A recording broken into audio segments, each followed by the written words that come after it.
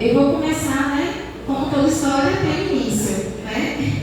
Então, assim, em 2021, eu estava bem feliz, né? Eu estava trabalhando na escola de balé, lá em Brotas, né? Estava finalmente, assim, num estágio muito bom da minha vida, né? Feliz, realizada, o Senhor tinha um emprego, né? E também eu saía com meus filhos, passeava, né? Enfim, sempre que era possível, né? Estava aqui na casa do pai, como eu nunca deixei de sair, nunca deixei de estar, né? E mal sabia que tudo isso ia acontecer comigo. A história começa, gente, em novembro de 2021, tá? Eu estava em casa com a dor do lado esquerdo, né? Durante 3 dias. E no 4º dia, a dor se intensificou e eu acordei sem enxergar. Do olho esquerdo. Eu orei, acordei, falei com meus pais e fui para o Jorge Valente. Engraçado que nesse dia eu até fiquei um pouco chateada com minha mãe, porque ela falou assim: mas tudo você quer ir para o hospital, isso aí não é nada. Mas eu sentia no meu coração que alguma coisa estava acontecendo comigo. E eu sentia também que eu precisava confiar em Deus, né? Que Ele já sabia tudo o que ia acontecer. Então, imediatamente eu desci, fui de ônibus, né? E fui para o Jorge Valente. Chegando lá, com os sintomas bem claros, né? Estavam bem claros para os médicos. Então, eles já falaram comigo: olha, Ariadna, você vai precisar ficar internada para poder fazer uma ressonância. A gente só faz ressonâncias quando interna a pessoa. E só assim a gente vai ter uma resposta, um diagnóstico. Eu me lembro que nessa hora meu coração apertou, porque eu não queria ficar internada, né? A gente é fraco, né? Então a gente fraquejou um pouquinho e ficou um pouco aflita. Mas eu me lembro também que logo em seguida eu estava com um técnico fazendo um acesso, né? Já para poder eu ir para o quarto. Eu senti, gente, uma paz, sabe? O coração ficou leve. E aí foi quando eu reparei que Deus estava lá. Eu não estava sozinha. Né? Então tudo que fosse acontecer foi Deus que permitiu, né? Então a gente foi para o quarto, marquei, veio aquele processo todo, me levou para o apartamento. E aí eu me lembro que eu dormi, porque eu não fiz a ressonância logo na mesma noite, né? E no dia seguinte eles finalmente me levaram para fazer a ressonância. Eu já estava descansada no Senhor, então eu falei assim: olha, o que tiver que acontecer, vai acontecer, né? Porque Deus ele está no controle de todas as coisas. E aí, eu me recordo que eu estava lá, né, no quarto, feliz, dando risada. Aí chega um médico, um neurologista. Mas ele chegou com a cara assim, tão assim, preocupado, aquela coisa toda, mas eu estava em paz. Aí ele falou: olha, Ariadna, você está com neurite óptica, que é uma inflamação no nervo óptico. E essa inflamação, o que acontece? Se a gente não tratar logo, você vai perder a visão para sempre. Não tem, a gente, se não tratar, a gente não consegue reverter. E ainda descobri de bônus, ele falou assim: de bônus, você tem um meningioma, que é um tumor na cabeça, um tumor benigno. E aí eu falei assim: beleza, pelo menos é benigno, né? Não era maligno. E aí ele falou assim: a gente vai ter que acompanhar o crescimento do tumor, porque se ele crescer demais, vai ter que fazer cirurgia. E eu peguei, virei assim para a cara dele e falei: tá bom, tudo bem, beleza, e vocês vão dar sorrindo. Eu vou chorar? Eu não vou chorar, porque eu tenho Deus. E aí a gente começou o tratamento com a pulsoterapia, né, que é uma alta dosagem de corticoides que eu tomei por 7 dias lá no hospital. Né? Eu fiquei um pouco triste logo no início, mas depois veio a confiança em Deus. Eu tinha fé que minha visão ia voltar. Né? E aí começamos o tratamento, aquela coisa toda, né? E aí eu sentia que eu não estava sozinha no quarto. Eu sentia que Deus estava comigo lá, eu sentia a presença dele o tempo inteiro. E engraçado que nesse período Deus ele me aproximou de pessoas que eu nunca pensei que eu iria aproximar. E também, né, pessoas até daqui da igreja mesmo que se tornaram meus amigos, de fato. Eles iam lá comigo, dormiam comigo lá, gente, se esforçavam, ficavam lá. Eu não vou citar nomes, né, mas todos eles, eu sou muito grata a Deus pela vida, por eles terem disponibilizado o tempo para ficar lá comigo, né? E aí, quando chegou no 7º dia de tratamento, minha visão não tinha voltado ainda, mas eu estava confiando em Deus, eu sabia que ia voltar. E aí o médico falou: Ariadna, eu vou precisar que você continue tomando corticóide de casa e vamos acompanhando a evolução. inteiro corte-code, dezembro inteiro corte-code, né? E no finalzinho de dezembro a minha visão começou a voltar, né? Então eu glorifiquei muito a Deus porque eu estava enxergando de novo, né? E aí eu fiquei muito feliz. Na verdade eu já estava feliz, né? Porque eu sabia que Deus estava comigo. Mas aí eu não sabia que ia acontecer mais coisas na minha vida, né?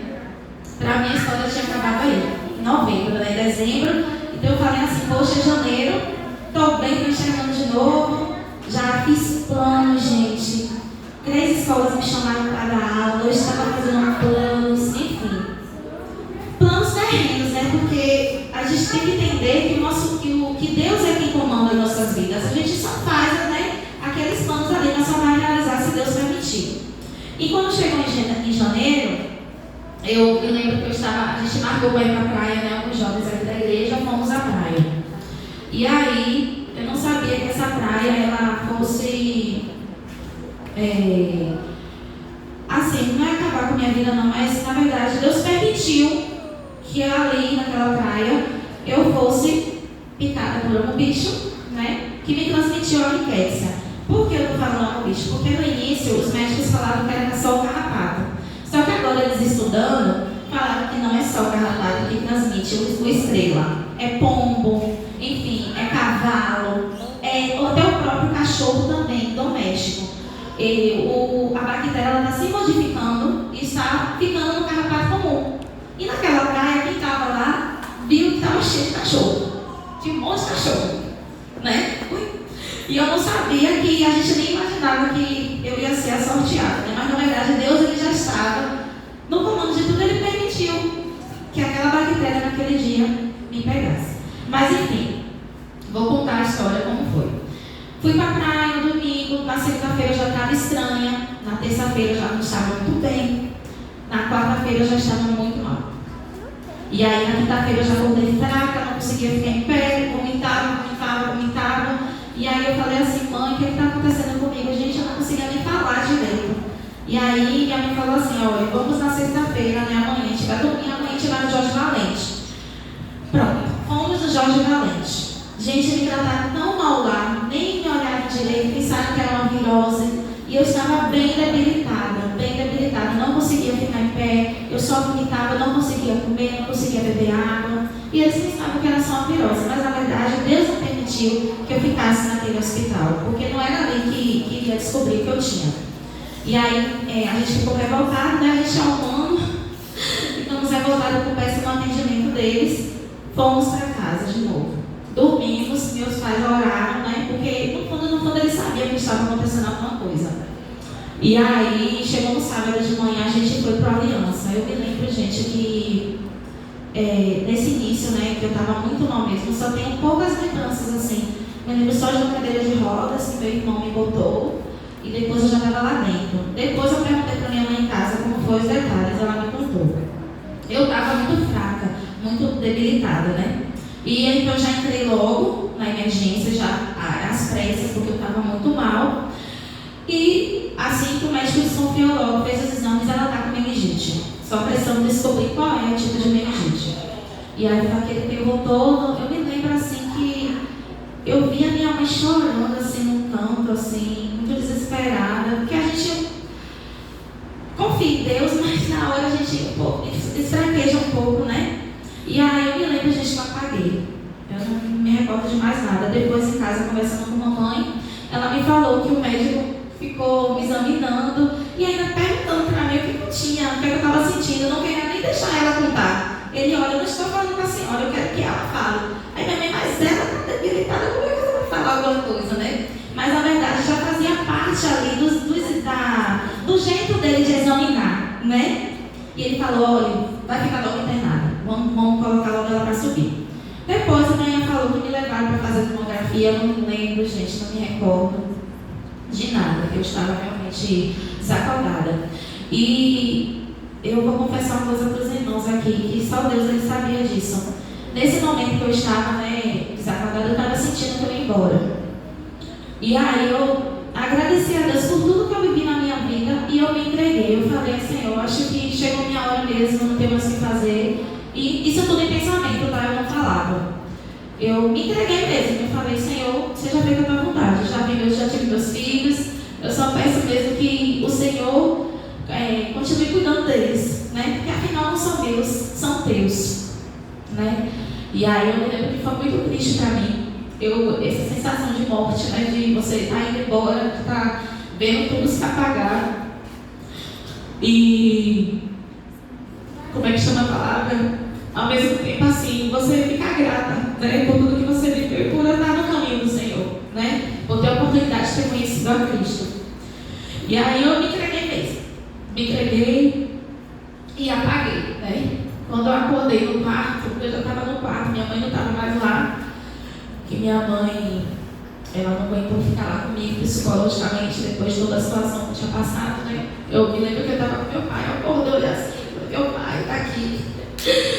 E meu pai tentava me fazer comer, eu não conseguia, porque uma meningite é uma doença muito horrível. Eu não desejo para ninguém. Mas a primeira coisa, quando eu fiz abrir meus olhos, gente, foi agradecer a Deus pela oportunidade de vida que Ele tinha me dado. Porque, enfim, né? Foi a primeira vez que eu senti que eu estava indo embora, né? Então, quando a gente acorda de uma tempestade dessa, a gente realmente tem que agradecer a Deus, né? E aproveitar a vida da melhor forma ao lado dele. Então, essa foi a primeira etapa. Não, a segunda etapa de tempestade da minha vida. A primeira foi a neurite, a segunda foi a meningite. Engraçado que quando eu estava lá no hospital, eu estava preocupada, porque eu tinha 3 empregos para dar conta, estava lá no hospital, estava muito feliz, né? Porque eu tinha esses empregos e de repente eu perdi tudo. Elas me ligaram e falaram, olha, você não sabe quando é que você vai sair do hospital, então não dá para você continuar com a gente. Obrigada, meu amor. Não dá para você continuar com a gente. E eu me lembro que eu fiquei muito triste.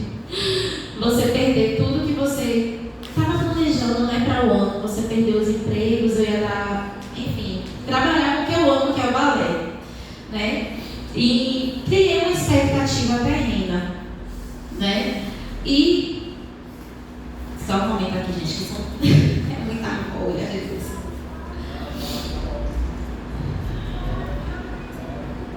Deixa eu já conversar, já que eu falo demais. Pronto. E aí o infectologista, ele fez um mapeamento em mim, ele falou assim, olha, Adna, você não está só com meningite, a gente precisa descobrir o que é que você tem. E aí nisso eu fiquei assim, eu falei, ô Jesus, eu vou sair do hospital, já estou boa da meningite. Aí o infectologista, né, ele falou assim, olha, vamos fazer logo esses exames e pronto.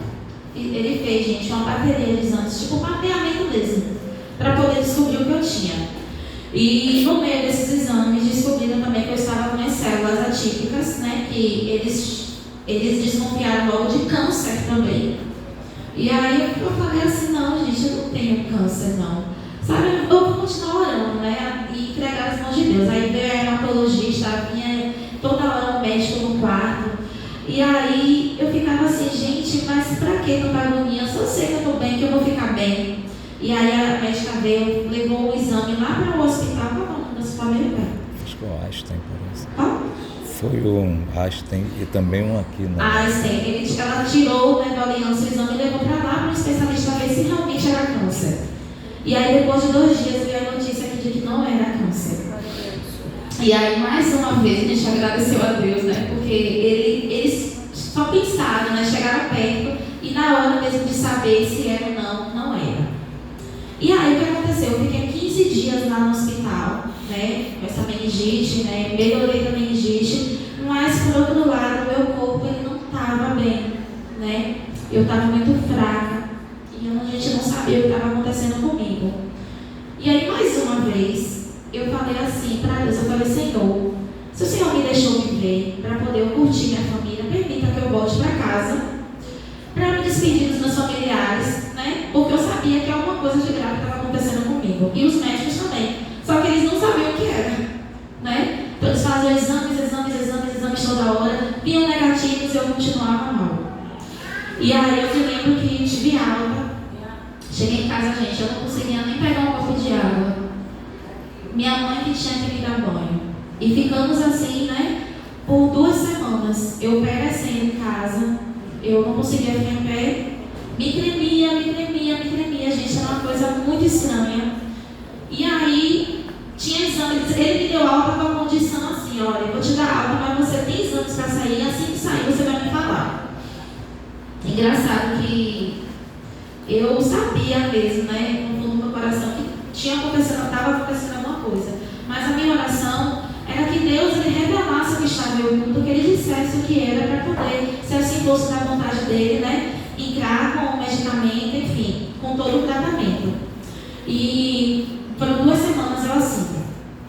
E de repente, eu me lembro que eu estava cansada de me sentir assim. Mas não é cansaço de físico não, gente. É cansaço mental. Porque eu sabia, eu estava perecendo. E aí eu me lembro que eu coloquei um louvor, que foi o louvor A Sombra do Altíssimo, de Diante do Trono. À sombra de tuas asas eu posso descansar, e sobre as tuas tendas mal algum me alcançará. Tu és minha morada, ó Altíssimo, livra-me, Senhor, pois a ti me apeguei com amor. E aí eu ouvi esse louvor, gente, eu me ajoelhei, me entreguei a Deus como eu nunca tinha me entregado na minha vida. Eu chorava, gente, eu chorava, eu clamei a Deus por uma resposta. Me lembro que minha mãe se ajoelhou comigo e a gente chorou juntas. A gente chorava, gente, meu Deus, era uma sensação assim, de socorro mesmo, de pedir para Deus te socorrer. E aí Deus agiu. No dia seguinte veio a resposta. Eu entrei no celular sem expectativa nenhuma. Entrei para ver os exames, porque toda hora eu olhava para ver se tinha exame ainda para sair. E de repente saiu o exame. Aí descobri que estava com a bactéria Rickettsia. E eu já estava no índice muito alto dela. E aí eu mandei para o médico infectologista. Ele falou assim: Ashna, vá correndo para a emergência, porque você precisa entrar logo no antibiótico. Vamos ter que tentar matar ela para você não ter algumas sequelas, né? E enfim, aí a gente foi para a emergência da Aliança de novo, fomos lá. E aí, enfim, começamos o tratamento com antibiótico, né? Com doxiciclina, começamos o tratamento. Engraçado que nesse tempo, né, nessa segunda parte da minha vida, eu fiz várias reflexões, né? Deus, ele me tirou coisas, porque ele é um pai que ama, né? E um bom pai, ele faz isso, ele vai tirar o que não é melhor para você. Na minha expectativa, o melhor era eu estar trabalhando, era eu estar, enfim, bem. Mas Deus falou: não é da forma que você quer, é da forma que eu quero, porque você é minha filha e eu conduzo a sua vida, né? E aí eu me lembro também que eu fiquei um pouco triste, assim, eu sofro com ansiedade, né? Eu estava assim um pouco triste, abatida, devido a tudo isso que eu estava passando. E aí foi quando eu escutei um outro louvor que falou comigo, que fala sobre Deus, ele governar a sua vida, que é assim, ó: aquela porta que não abriu, aquele sim que você não ouviu, aquele projeto que não concluiu, era Deus te livrando, era Deus, aquela amizade que se afastou, aquele papel que você não assinou, naquele momento você não entendeu, era Deus te livrando, era Deus. Deus, ele me livrou, ele me tirou de onde eu não deveria estar, né? E só depois eu pude ter essa concepção. Às vezes a gente se apega muito às coisas terrenas e a gente tem que entender que Deus, ele é soberano, né? E ele precisa reinar em nossas vidas. Deixa eu só virar. Pronto. Deus, ele continua e nunca saiu do barco. Ele não me abandonou e me fez entender que eu teria a resposta do diagnóstico na hora que ele queria e não era na minha hora, né? Então, a gente às vezes quer tudo pra já, mas não, gente, só vai acontecer tudo da forma que Deus quer. As tempestades da vida, elas existem e são e seremos imunes à tempestade da vida. Elas são imprevisíveis e chegam quando você menos espera. A gente é pego de surpresa, né, quando acontece assim alguma coisa. As tempestades, muitas vezes, elas são inadministráveis. A gente não dá conta sozinho. A gente sempre precisa de ajuda do outro, da nossa igreja, dos nossos amigos, da nossa família. A gente nunca passa tempestade sozinho, né? As tempestades podem nos pegar de surpresa, mas elas não pegam Deus de surpresa. Então, irmão, se Deus ele permitiu essa tempestade em minha vida e na sua vida também, caso você esteja passando por alguma, não é para destruir você, é para tonificar as musculaturas da sua alma. Deus ele não desperdiça sofrimento na vida de seus filhos. Não é para levar você para longe de Deus, mas para te aproximar dele. Aleluia. Você perde o controle, mas Deus ele nunca perde. Não desanime, não fique com medo, pois Jesus ele está no controle de todas as coisas, né? Quando Deus ele nos leva para o epicentro da crise, é para nos revelar, né, que os nossos recursos são pequenos demais e que Deus ele tem de fato tudo em suas mãos, e aí ele age milagrosamente, né? Quando na passagem de Marcos 4:38 fala assim: Mestre, não te importa que perecemos? Essa é a pergunta que algumas pessoas se fazem quando passa para Deus, quando passa por tribulação. Mas, gente, a gente, na verdade, não era nem para estar fazendo pergunta para Deus, perguntando por quê, né? Eu fico até constrangida, né? Então, assim, quando você fala assim, mestre, não te importa que perecemos, né? Aí você passa por um casamento que foi destruído. Você ora, chama, clama, pede por socorro. Alguém está passando por uma enfermidade ou vê alguém doente na sua família, pede por socorro. E nessas horas a gente se atreve a pensar: mas o Senhor não vai fazer nada, o Senhor não está me enxergando, o Senhor não vai me socorrer. Nós ficamos desesperados completamente, mas Deus, ele nunca, nunca, nunca perde o controle, gente. Jesus, eu entendi que Jesus, ele escolheu o meu barco para ser marcado por uma grande experiência. Você já parou para pensar nisso? Jesus escolheu o seu barco para ser marcado por uma grande experiência. Foram dias esperando um diagnóstico, uma resposta. E quando eu clamei juntamente com a minha mãe, naquele ajoelhar ali, Deus ele deu rapidamente uma resposta, né? Então, eu me lembro que depois que descobriram, né, o que eu tinha lá na aliança, só me chamavam de raridade, gente. Porque eles ficavam sem entender, porque é uma bactéria que não é típica daqui da Bahia, né? Ela é mais do sul, do sudeste. Então eles ficaram sem entender como é que isso, enfim, pegou em mim e eu estava, né? E eu consegui ficar viva, porque o infectologista me falou para meus pais, todo mundo que é alegre falava, que essa doença ela mata em 7 dias. E eu fiquei janeiro, né? Inteiro, gente, o mês inteiro, eu não morri. Glória a Deus. Então eu pensava, né, na hora que eu me entreguei para a morte, mas Deus falou: não é assim, não é do jeito que eu quero, não é do jeito que você quer, entendeu? Então eu realmente pude ver o milagre que Deus ele tinha realizado na minha vida. Aleluia. Aí então eu comecei o tratamento com os antibióticos, aí a gente continuou orando a Deus, pedindo para que ele me curasse dessa bactéria, porque o médico falou que ela era difícil de matar e a preocupação deles era referente às sequelas, né, que ela pudesse me causar. Então a gente tomou antibiótico em janeiro e continuou tomando em fevereiro, e quando chegou fevereiro veio a terceira etapa de tribulação na minha vida. Eu também não sabia que eu ia passar por tudo isso de novo.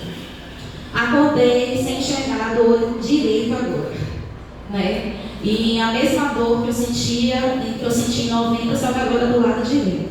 E aí eu falei para a mãe e para meu pai, eu falei: olha, eu já sei o que é, eu estou com neurite óptica de novo. E aí dessa vez eu fui no neuroftalmo, que é o neurologista e oftalmologista, e fazendo os exames lá, ele falou: olha, Adna, eu sinto muito, mas você está de novo com a neurite. Vá para a emergência para poder se internar e fazer a consultoterapia de novo. E aí eu fiquei, gente, confesso, Deus sabe de tudo, que nessa hora eu já estava um pouco cansada, né? de ficar indo para o hospital, de ficar me submetendo a tantos remédios, a tantas drogas, né? Porque remédios são drogas, né? Então, ainda mais em alta dosagem. E essa pulsoterapia, então, é uma bomba de corticóide que a pessoa toma, né?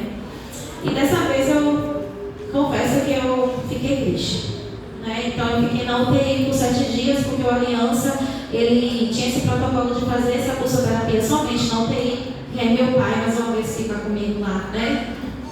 Na batalha, lá comigo, na UTI. Eu ficava sendo monitorada o tempo inteiro e na esperança de minha visão voltar.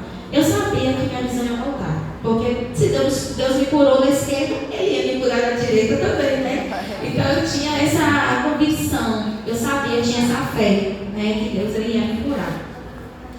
Então, esse daí, gente, se os irmãos contarem, foi o meu terceiro internamento, tá? O primeiro foi em novembro, o segundo em janeiro, esse foi o meu terceiro internamento, né? Da neurite óptica. Então, eu já estava um pouco cansada mesmo psicologicamente, mas eu não perdi a fé. Continuando tomando os antibióticos também para matar a bactéria, né? Chegou em março, começou mais um capítulo na minha vida. E aí eu já estava gente, nossa, estava já exausta. Eu já falei, Senhor, é isso aí, né? Vamos lá. Vamos passando pela prova, a gente só não pode perder a fé, né? Dessa vez foi diferente. Eu senti uma dor de cabeça. Meu Deus do céu, como eu nunca havia sentido na minha vida. Mesmo com a meningite, essa dor de cabeça, ela conseguiu superar a meningite, né? E aí eu fui de novo para emergência. Vai para emergência. E aí chegou lá, fizemos punção lombar para poder medir a pressão do crânio. E aí os médicos descobriram que eu estava com pressão alta do crânio. E aí a gente começou o tratamento, né, para poder diminuir essa pressão. Porque essa pressão do crânio, irmãos, quando ela está alta, a pessoa pode ou ficar cega para sempre também, ou pode ter a qualquer momento um derrame, um AVC, enfim, um aneurisma, né?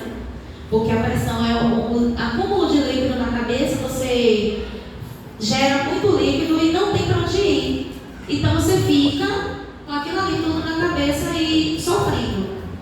Só ameniza quando faz a punção lombar, que desde março eu comecei a fazer com frequência, para poder diminuir a pressão. Então eu glorificava a Deus quando marcava a punção lombar, porque eu sabia que ia aliviar a minha dor, né?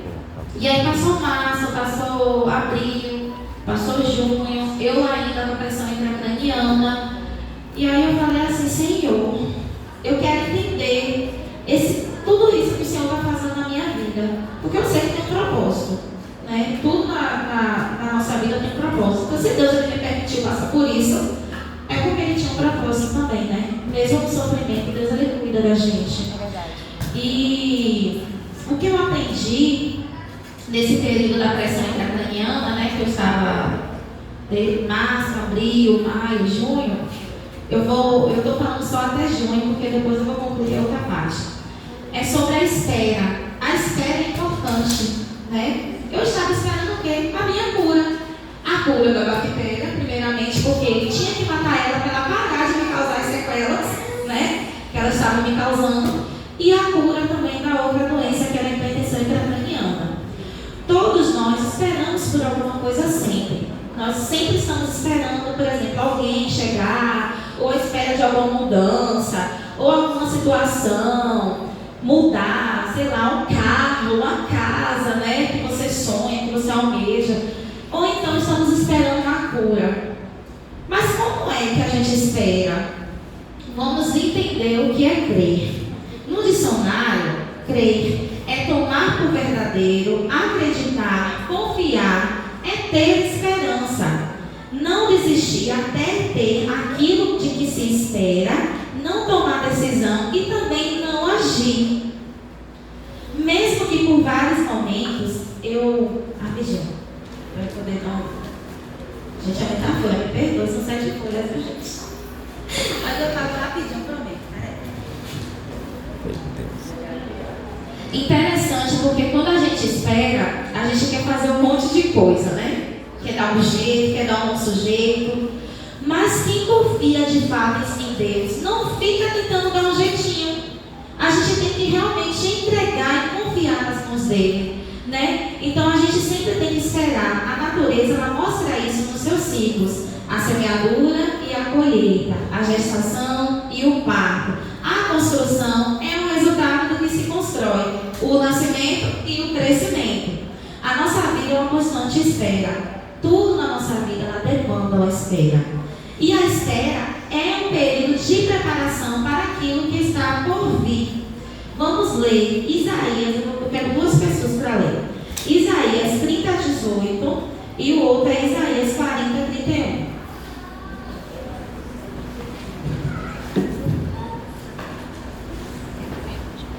Quem achar pode ler, por favor. 30:18 e 40:31.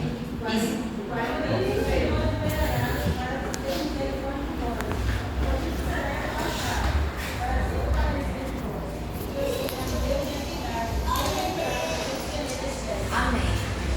40:31 fala: Mas os que esperam no Senhor renovam as suas forças, sobem com asas como águias, correm e não se cansam, caminham e não se fatigam. Amém. Então, os meses, eles foram passando e eu tive que esperar. A gente precisa esperar. A gente não tem o que fazer. Estava sofrendo, estava doendo, mas eu tinha que esperar a hora que Deus fosse agir na minha vida, né? Então, eu tomei os antibióticos até julho e fiz os exames para ver se a bactéria tinha morrido em julho. E, para nossa surpresa, a gente estava na maior expectativa, viu, gente? Já morreu.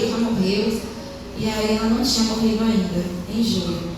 E aí os médicos falaram assim que era estranho também, né? Porque eu tinha tomado muito tempo de antibiótico. É estranho a bactéria não morrer. Mas eu sou filha de Deus, então Deus está permitindo tudo isso, né? Permitiu para poder, enfim, eu lá na frente entender o que era que ele estava fazendo. E aí o médico falou assim: olha, já vou precisar tirar o antibiótico porque já chega, o seu corpo já está com muitas drogas, agora é hora dele lutar sozinho. Vamos tentar matar essa bactéria sem remédio, né? O resto ficou lá, né? Então eles tiraram minhas células, elas tinham que lutar para poder matar. Enquanto isso, eu continuava sofrendo com a pressão do crânio alta. Mesmo com os medicamentos, eu estava crendo enquanto esperava, né? É importante isso, irmãos, a gente crer enquanto a gente espera. A gente não pode esmorecer, a gente precisa continuar tendo fé, né? Porque a gente tem um Pai que cuida, um Pai que permite as coisas acontecerem em nossa vida, né? Então, em agosto, eu fiz os exames do fundo dos olhos, né? Para ver se a hipertensão intracraniana estava afetando a minha visão. E o neuroftalmo descobriu que eu estava com edema nos dois olhos, devido à hipertensão intracraniana, ela estava muito alta, né? Mesmo com os medicamentos que eu estava tomando, não estava resolvendo. E aí foi que os médicos ligaram o alerta, né? E falaram assim: a gente precisa resolver. Eu me lembro que eu fiquei chateada com o médico porque ele falou assim: olha, vamos tentar a primeira forma, que é você emagrecer.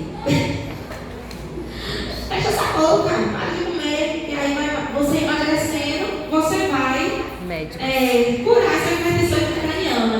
Aí eu saí, né? Fiquei revoltada. Eu falei com minha mãe, nunca mais eu volto. Nunca mais eu volto. E aí, mas enfim, procurei um médico para fazer bariátrica. Porque para mim essa é a cura da hipertensão intracraniana. O médico falou: se você emagrecer, você vai ficar boa. Aí fui com minha mãe no médico, fazer entrevista. O homem falou: médico, você está apta para fazer cirurgia bariátrica por causa dos problemas que você tem. A hipertensão intracraniana é o primeiro problema e depois o diabetes e hipertensão. Aí ele falou: você é nova e cheia de problema. Eu falei: não é, doutor? Médicos. Falei: cheio de problema, mas enfim, né? E aí eu estava na expectativa, eu falei assim: Senhor, Essa classe. na verdade eu estou fazendo tudo errado. Eu estou indo para médico, fazendo entrevista, e eu perguntei para Deus se era isso que ele queria. Eu não perguntei, né? Eu estava agindo pela minha própria força. né? E quando eu me dei conta de que realmente isso estava acontecendo, de que eu estava mexendo os pauzinhos ali, eu falei, gente, eu estou indo de conta aquilo que eu acredito. Se eu não entender nas mãos de Deus, gente, eu preciso realmente confiar, entendeu? A espera é o propósito de Deus. Na espera, Ele está preparando você para algo. E a espera, gente, ela não precisa, não tem que ser um fardo. Eu sei que é difícil a gente sofrer dando risada. É possível isso? Você está com muita dor e dando risada?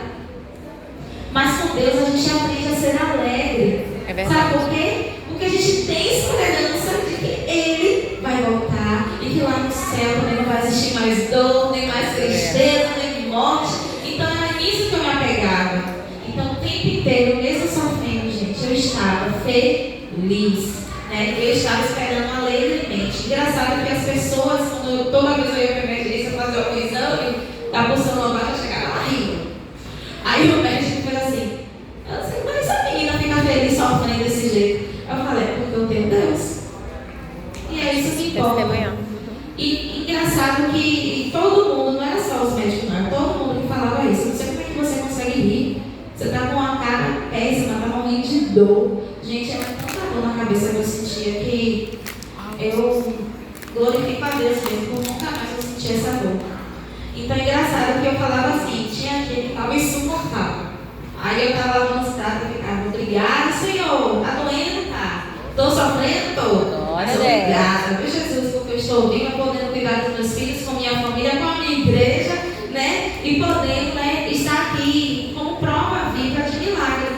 Porque depois que eu vim entender o que é esse problema da hipertensão intracraniana, eu pude ver que muitas pessoas, muitas mulheres, não são homens não, tá? Elas sofrem com esse problema.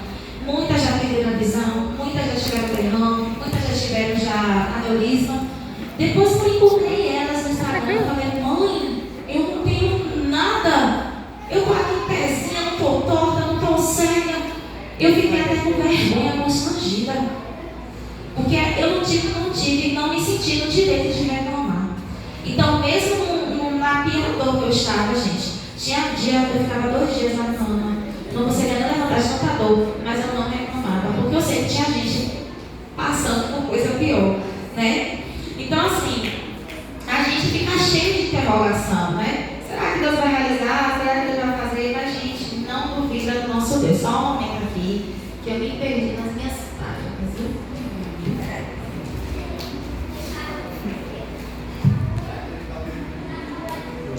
Pronto. Isso aqui foi muito importante que aconteceu. Eu estava no ápice da minha dor, da hipertensão intracraniana, né? E chorava.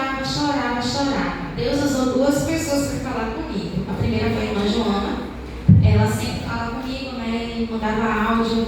E ela me mandou um áudio que, nossa Jesus, com uma paz que eu senti assim, eu falei, é Deus mesmo, sabe? Que usou ela para poder falar comigo. E aí eu fiquei bem.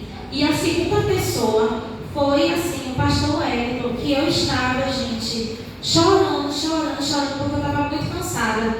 E do nada o pastor me mandou um áudio. Ágila, eu estava dirigindo e tive que encostar o carro, porque Deus mandou falar com você. Deus mandou falar com você, que você é filha dele, que você é amada, que não é para você ficar com ansiedade, nem triste, nem com depressão, que Ele está cuidando de tudo, Ele sabe a hora que vai te curar, né? Porque às vezes assim, eu estava sorrindo, mas por dentro, eu ficava pensando, eu falei, Senhor, sabe? Quando é que eu vou provar assim? A gente erra, a gente pega no pensamento. E aí foi que Deus usou o pastor Hélio para falar comigo. E nesse dia eu parei de chorar na hora, porque eu senti Deus no abraço de Deus. Eu senti Deus me abraçando. E interessante que Deus ele trabalhou muitas questões na minha vida, né, nesses períodos de doença. Foi a espera, foi a fé, foi a questão também de me aproximar das pessoas, né, de ter pessoas na minha vida que eu nunca imaginei que teria, e Ele me afastou também de pessoas. Ele fez uma limpeza mesmo de gente que não prestava, dos empregos que não prestavam para mim, de tudo que não prestava, né? E a gente tem que realmente entender que Ele tem o melhor para seus filhos. Então, outro momento também que Deus ele falou comigo foi nesse quarto internamento da pressão intracraniana. Eu tive alta, já estava em casa, ele usou a irmã Isadora para falar comigo. Foi um sábado de manhã. E aí eu acordei atordoada, assim, quando eu vi a mensagem da irmã, eu falei, ai meu Deus, é mais coisa que Deus está me falando. E aí ela falou, olha, perdoe quem você tem que perdoar. Porque só assim, depois que você perdoar, você vai ver os teus filhos na sua vida. E aí veio que eu tomei um choque de realidade. Eu falei, Senhor, gente, a gente não pode se condenar de Deus. Porque Deus sonda os nossos corações. E Ele sabia que eu estava magoada com algumas pessoas, né? Desses momentos de doença, que teve pessoas que eu pensei que iam estar comigo, mas elas não tiveram. Então isso me causou uma tristeza. Eu me senti tipo abandonada por essas pessoas. E eu externava em casa e falava, mãe, essa pessoa não está nem aí para mim, sei que lá. E ele me falou, a gente que Deus chamou você, e a igreja lá, a gente, sua família. E eu tive que perdoar. Foi difícil. E a gente fica botando lixos emocionais dentro da gente e não vale a pena. Gente, mas vocês acreditam que depois que eu perdoei essas pessoas que eu estava magoada, eu senti leve. Tirei uma tonelada das minhas costas.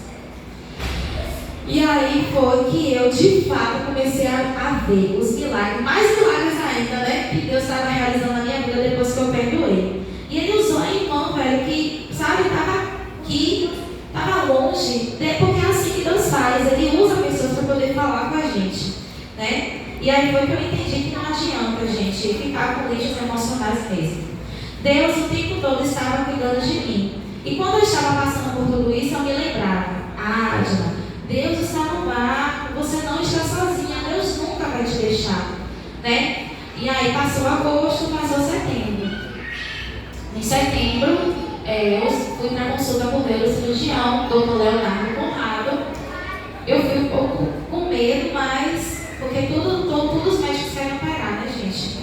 E aí ele pegou e falou assim, aliás, a gente não tem mais o que fazer, você já tomou um remédio, e para poder te salvar, você não ter nenhuma sequela, não consegue operar. E aí meu pai não gostou, meu pai, vai operar. Porque tem que operar. A gente se chateia, porque a gente é falha, né, gente? A gente é humano. E aí minha mãe falou assim pra ele, olha, Geraldo, eles só vão pegar quando operar essa menina. Eu sonhei com ela careca.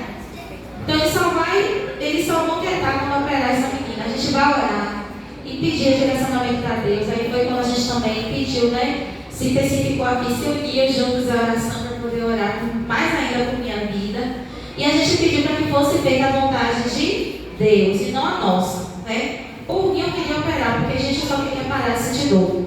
Eu não aguentava mais sentir dor. Então para mim eu queria operar. Mas que Deus fizesse a vontade dele. Se fosse para ele me curar sem cirurgia, beleza. Se fosse para ele me deixar, gente, sofrendo até ele voltar, beleza também. A gente não pode reclamar. Porque quando a gente entrega tudo na nossa vida nas mãos de Deus, a gente tem que entender que Ele tem o melhor. E se o melhor para Deus fosse eu ficar sofrendo, ia ser. Se o melhor para Deus fosse eu ficar curada, pronto. Entendeu? Então eu fiquei descansada no Senhor. E em outubro teve a notícia, né, que finalmente a cirurgia foi aceita pelo plano, porque é uma cirurgia cara e o plano finalmente aceitou, e aí deu entrada na cirurgia, né? E aí começamos a preparação para a cirurgia. E no dia 6 de outubro, às 8h30 da manhã, finalmente fomos fazer a cirurgia. Engraçado que eu cheguei no hospital e eu falei assim, Senhor, eu só quero que essa cirurgia aconteça se o Senhor permitir, até o último minuto lá, que eu estiver naquela cama lá já para operar, eu só quero que aconteça se o Senhor estiver lá comigo. Porque se eu não perceber que o Senhor não está comigo, eu vou embora, eu vou desistir daqui tudo e vou deixar tudo aí.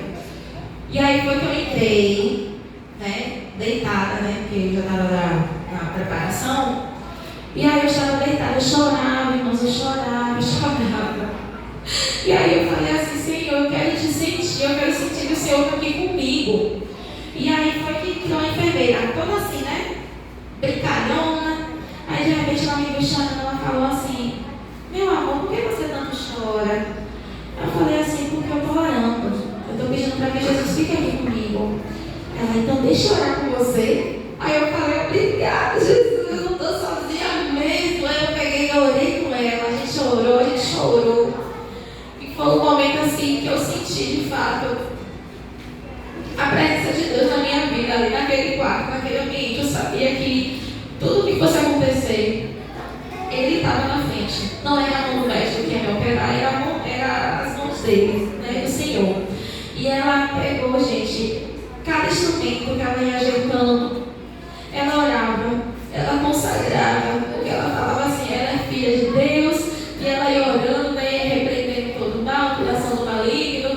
E eu falei assim, Senhor, obrigada por viver esse momento aqui, por sentir que o Senhor realmente usa pessoas para falar comigo, né, e sentir que eu não estou sozinha. E aí, rapidamente, né, depois que a gente terminou a oração, aí chegou já os médicos chegam numa confusão, gente, numa rapidez, os anestesistas também. E aí, eu falei assim, pronto, é agora. Agora que eu senti que o Senhor está aqui comigo, eu sei que vai dar certo.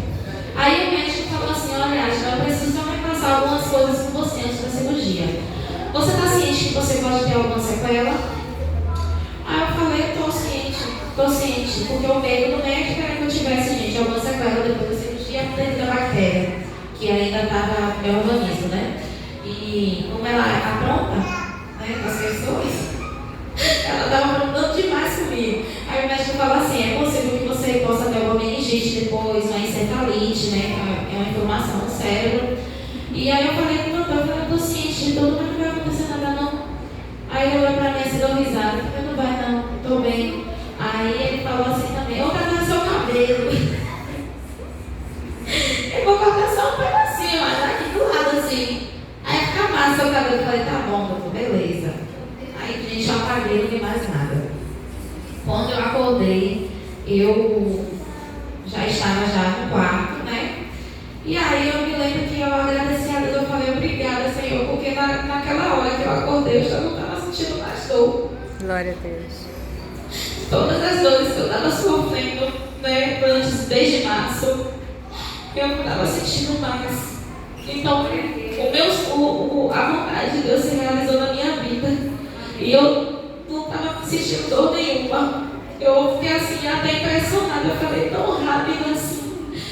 Porque é assim que Deus faz, gente. Ele age dessa forma, né? Ele tem o melhor para suas vidas, né? E aí eu fiquei na UTI, porque eu estava me recuperando dessa cirurgia. E os médicos ficam todos preocupados, com medo que eu tivesse alguma sequela. Mas Deus, gente, é tão bom que deu tudo certo. Eu não tive sequela nenhuma neurológica. Eu estou bem, eu não estou cega.